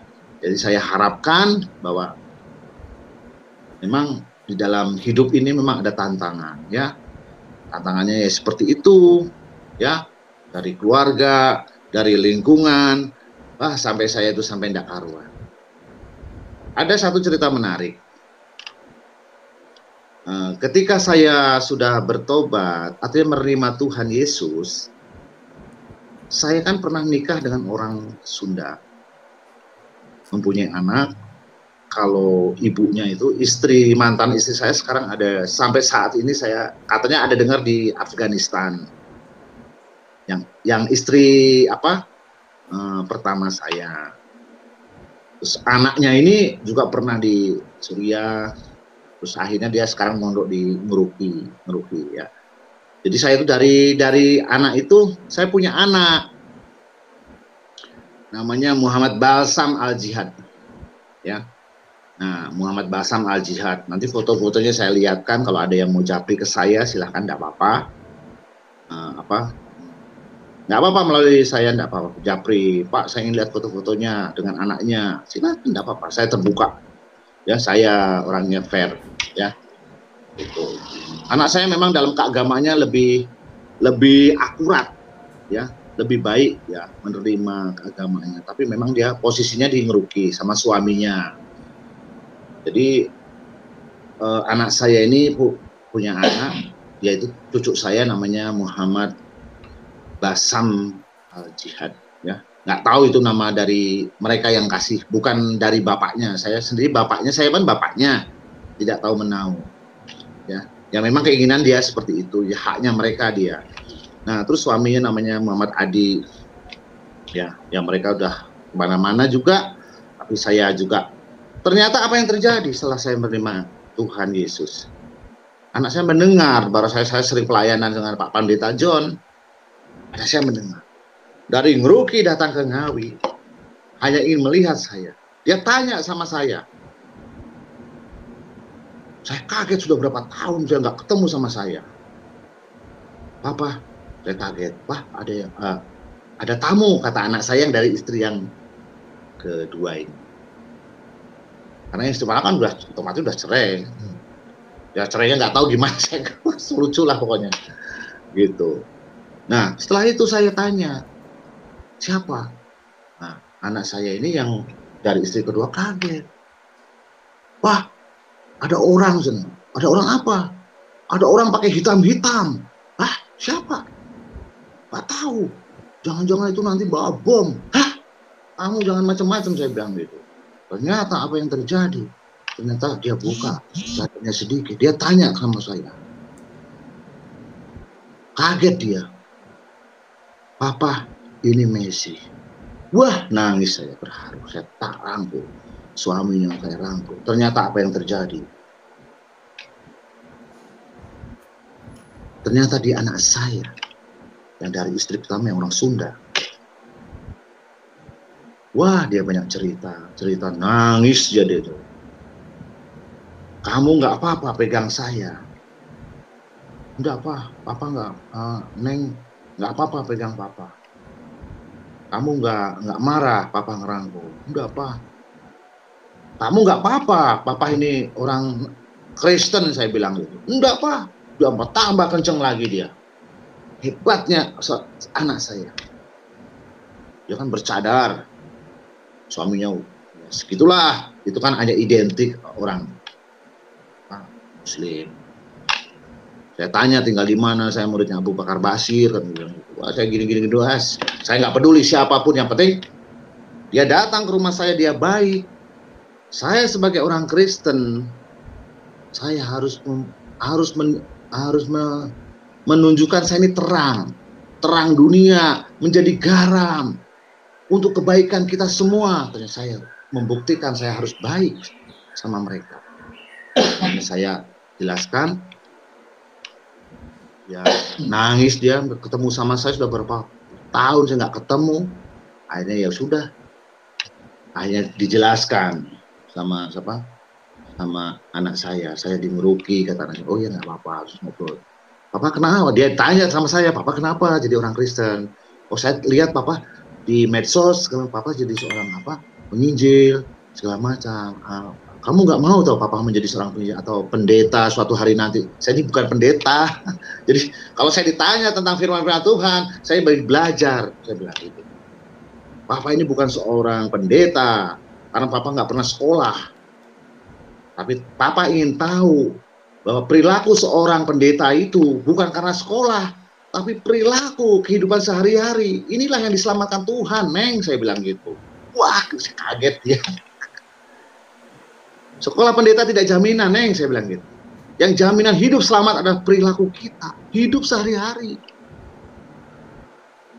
Kita lihat, Neng, kalau kita punya kasih, itu segala-galanya.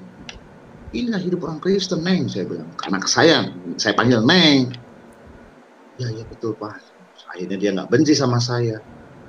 Dia sering saya kasih sesuatu hal tentang isian sedikit-sedikit, pelan-pelan tentang firman Tuhan. Tapi itu juga kami tidak yang keras-keras, yang ringan-ringan saja. Gitu. Baca ini, Neng. Nah, kalau ada ayat yang dari teman, niru teman, saya kirimkan. Itu saja, saya sederhana. Jadi, saya percaya bahwa kalau kita hidup selamat, jadilah pelaku-pelaku firman Tuhan. Jadi sekali lagi, saksian saya ini saya harapkan para hamba-hamba Tuhan, marilah kita memberikan motivasi yang terbaik kepada rekan-rekan sekalian, keluarga kita, teman-teman kita yang belum mengenal Tuhan. Caranya bagaimana menginjil yang baik itu? Satu, tunjukkan hidup kita, kasih kita, hidup kita seperti Tuhan. Bisa nggak? Bisa. Perbuatan baik itu akan dilihat. Bisa. Tunjukkan. Jangan pernah benci kepada menghujat, mengkritik. Kapan Indonesia mau damai kalau terus selalu mengkritik tentang satu dengan yang lain, tentang banyak-banyak Alkitab. Alkitab ini begini, Alkitab ini begini. Tidak akan selesai. Jadi saya masing-masing saya tunjukkan, hiduplah dengan kebaikan dan perilaku tindakan kita sehari-hari. Itu adalah penginjilan yang paling hebat. Nanti akan ditiru kebaikan-kebaikan itu. Dan orang akan menerima Tuhan Yesus sebagai Tuhan yang hidup. Ya, sudah yang terkasih. Hanya saya juga diajarkan oleh Pak Pendeta John. Pendeta John ini orang yang sederhana. Tidak pernah neko-neko, tidak pernah macam-macam dia. Ya kalau mungkin kaya. Tapi mereka punya kasih. Kasih dari siapa? Kasih dari Tuhan. Tidak ada yang ceritanya kita bisa melihat sesuatu. Kita, kenapa Pak Duta bisa jadi orang Kristen? Apa melihat Tuhan? Saya tidak bisa melihat Tuhan. Tapi hadirat Tuhan masuk ke dalam diri saya. Dan saya diubahkan. Kalau saya melihat langsung sama Tuhan, mati saya. Betul. Betul itu. Mati saya. Musa aja melihat Tuhan. Wah silau. Bentuknya bagaimana enggak tahu. Orang yang bisa melihat Tuhan adalah orang yang suci hatinya. Bahasa Ibrani-nya horao. Itu. Horao adalah orang yang suci hatinya. Orang yang udah suci, kudus, sudah melihat diri Tuhan. Meskipun tidak bisa melihat Tuhan, tapi dirinya sudah seperti ada dalam diri kehidupannya ada unsur-unsur Allah. Allah itu siapa? Ya Tuhan Yesus. Inilah. Mari kita bangun, ya. Saya minta daripada bagaimana kita selama menerima Tuhan, ya. Mari kita membangun hidup kita, iman kita menjelang kedatangan hari Tuhan. Yang enggak lama lagi pasti datang itu, namanya kedatangan Tuhan itu pasti ada. Kita banyak berdakwah, kita banyak saling perang masalah ideologi, masalah pengajaran, masalah ini, masalah itu. Wah, saya sempat kaget juga kalau kalian mendengar seperti itu. Kapan kita mau bertumbuh kalau masih membicarakan masalah itu? Sederhana saja, bila mana kita mengenal diri Tuhan, yaitu apa? Buktikan perbuatan kita kepada orang lain. Satu, banyaklah bersekutu bersama Tuhan. Banyaklah melayani Tuhan. Ya, ini sederhana saja. Melayani tidak harus sebagai pengkhotbah, tidak. Melayani tidak seperti harus pemain bass, gitar dan sebagainya, tidak. Melayani itu macam-macam melayani. Mendengarkan, duduk, itu melayani Tuhan juga. Nyapu, bersihkan gereja, itu juga melayani Tuhan. Inilah hidup sederhana untuk keselamatan, ya. Bapak, Ibu, saudara-saudara yang terkasih, demikianlah kesaksian saya. Saya mohon maaf, ini kesaksian agak lama, 1 jam lebih 20 menit.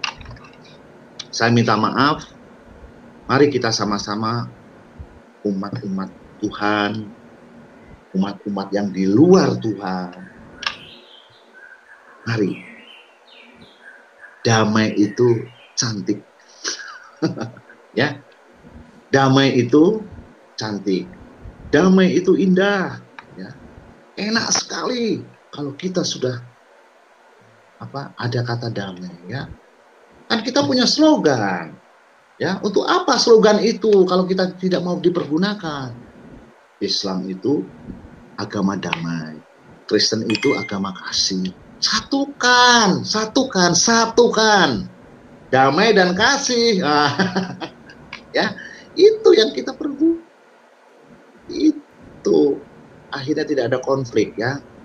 Jadi saya anggap bahwa radikal itu sebetulnya bukan satu sarana agama, ya. Bukan, itu hanya satu keinginan nafsu saja, ya. Jadi saya ingin tahu saja kalau itu adalah sesuatu hal untuk berjihad, ya, saya tidak yakin ini. Ya, saya mengalami itu karena saya langsung seperti itu, ya. Demikian, saudara, Bapak, Ibu sekalian, marilah hidup di dalam Tuhan, ya. Tuhan memberkati. Kami mohon maaf bila mana ada perkataan saya, kesaksian salah, ada yang salah. Puji Tuhan, kita sudah menyaksikan kesaksian dari Bapak Duta Al-Basam. Dari kesaksian tersebut kita bisa melihat bahwa sesuatu yang salah, sesuatu yang buruk, ataupun sesuatu yang jahat, yang terus-menerus ditanamkan, dimasukkan ke dalam pikiran, ke dalam hati, itu akan berbuahkan suatu tindakan. Jika hal-hal yang jahat yang kita masukkan ke dalam pikiran, ke dalam hati kita, maka besar kemungkinan akan kejahatan lah, dan juga sesuatu yang tidak berperi kemanusiaan lah yang akan dilakukan oleh seseorang. Demikian yang dialami dan dirasakan oleh Bapak Duta Al-Basam. Namun meskipun pengalaman-pengalaman itu telah membuat dia menjadi orang jahat, pengalaman-pengalaman kelam dan juga gelap telah membuat dia menjadi orang yang kurang berperi kemanusiaan, namun tidak ada yang tidak mungkin bagi Tuhan. Tuhan bisa mengubah Bapak Duta Al-Basam dengan firman-Nya, dengan kasih-Nya, dengan keajaiban-Nya. Jika firman Tuhan terus-menerus dimasukkan ke dalam pikiran kita untuk menyucikan, untuk membersihkan semua yang kotor yang pernah masuk selama ini, maka firman Tuhan yang penuh dengan kuasa dan damai sejahtera itu akan menguasai pikiran dan perasaan seseorang. Nah, teman-teman, jika ada hal-hal yang kotor, hal-hal yang buruk, hal-hal yang berdosa, dan hal-hal yang tidak berkenan kepada Tuhan, telah mungkin sempat ada di dalam pikiran kita, ada di dalam hati kita, hal itu hanya akan bisa dibersihkan oleh kebenaran daripada firman Tuhan. Dosa-dosa yang ada di dalam hati dan pikiran dan segala dosa yang pernah dilakukan seseorang hanya bisa diampuni, hanya bisa dibersihkan dan disucikan oleh darah Tuhan Yesus Kristus yang mengalir di atas kayu salib. Itulah yang membuat seorang Pak Duta Al-Basam yang sudah terlibat sangat dalam di dalam kegelapan dan dosa sebagai seorang anggota daripada sebuah teroris bisa dibersihkan, bisa diampuni, bisa disucikan, bisa diubah dan diperbaharui oleh Tuhan, sehingga dia memiliki hati yang penuh dengan kasih, hati yang dipenuhi oleh damai sejahtera, dan hati yang bisa mengampuni dan juga meminta ampun kepada orang lain. Oleh karena kasih Kristus dan juga hati Kristus telah mengubah dan mempengaruhi hati serta pikiran Bapak Duta Almasi. Karena itu teman-temanku, biarlah setiap kita yang memiliki dosa, memiliki kekurangan dan juga kegelapan yang pernah ada dalam diri kita, kita datang kepada Tuhan Yesus, mengakui segala pelanggaran-pelanggaran yang kita lakukan kepada Tuhan. Dengan jujur kita menyatakannya kepada Tuhan Yesus, maka Dia akan mengampuni dan menyucikan setiap orang yang datang mengakuinya kepada Tuhan Yesus. Firman Tuhan berkata di dalam 1 Yohanes 1 ayat 9, jika kita mengaku dosa kita, maka Ia adalah setia dan adil, sehingga Ia akan mengampuni segala dosa kita dan menyucikan kita dari segala kejahatan. Tuhan Yesus memberkati.